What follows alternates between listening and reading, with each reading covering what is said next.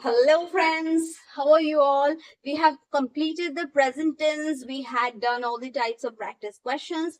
Further, I'll be bringing many more questions on practice basis, but we have to move forward. So today we are going to start with the past simple tense. So I am sure that you all are aware that, but still we need to again recall all the rules to be even confident while solving the questions, right? So uses, if we see the past simple tense uses, the regular verbs uses d or ed at the end of the verb. The base form of the verb, we add d or ed. On which verbs? Only the regular verbs. But if we see the irregular verbs, they changes in past form. The complete form, it changes. Let's see the examples like leave becomes lived, play becomes played. So these two, we added D here, we added here ED. So these two examples are of regular verbs.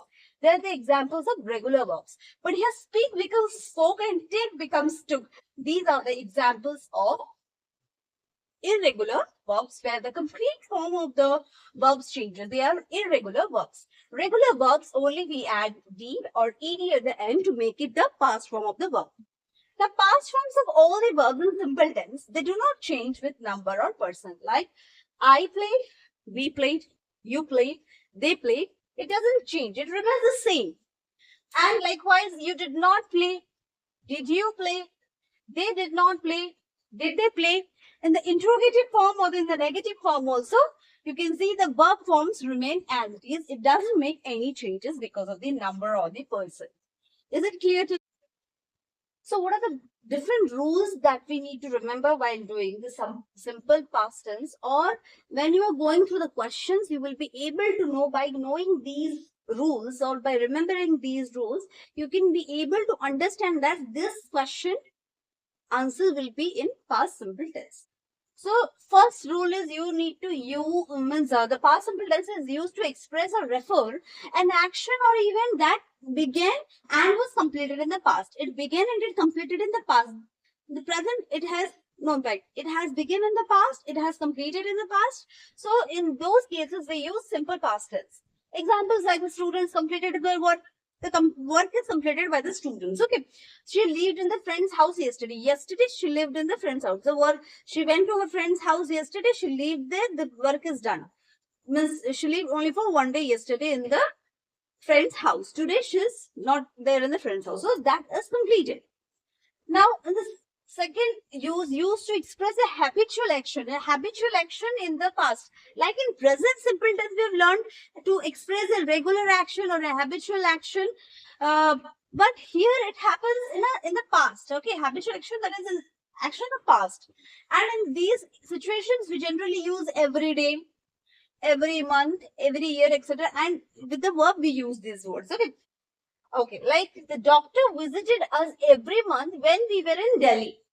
So now it is not taking place. It was in the past when you were living in Delhi and the doctor used to visit your house. Every month he used to come and visit your house. So that's an action that is already completed and it was a regular habitual action that was occurring in the past. Similarly, he never spoke an unkind word. Never spoken unkind word means he had never told any unkind word. It's a means till date, the time you have talked to a person, you have never found that person to speak anything unkind to you. So to express that habitual action that he is never unkind to someone, we can say that he never spoke an unkind word. She said her prayers every morning. Every morning you are doing an action. Every morning you are doing prayer. Every morning you are doing puja. So that's a regular action. So she said her prayers every morning. She said her prayers every morning. So the action that is taking place in the past, but it's a habitual action. In those cases, we use simple past tense. Okay. Next rule. Used to express actions that continued for some time in the past. Actions that continued in a continuation formation. It was there, but in the past. Like he studied at the university for 2 years. Now he's not studying anymore. But when he was studying, he studied for 2 years, so it was in a continuation period, right?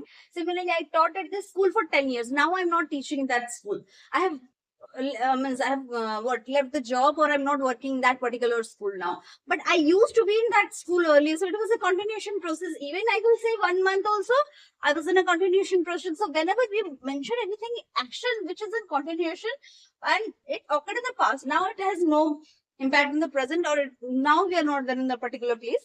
In those cases, we use the simple past tense. We often met at the railway station. Earlier, you and your friend used to meet at your at the railway station. Now, no, because he is busy or she is busy, or both of them are living in different places. Earlier, they used to meet when they were in college or when they were in school, not school, obviously college. When they were grown up, they used to generally meet at the railway station to go together to the school, or to the college, or to the university, something like that. Okay, so these three actions show that it is a continued action and it was happening in the past.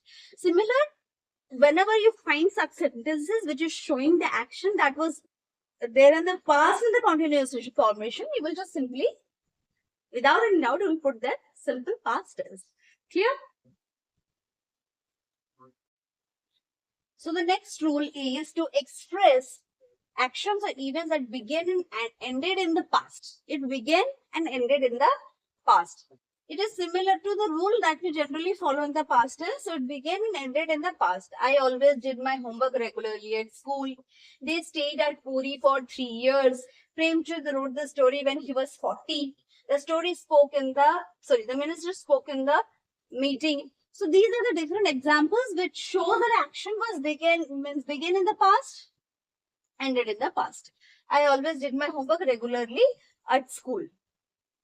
Okay, they stayed at Puri for 3 years. Past action, similar. Okay, these are similar forms.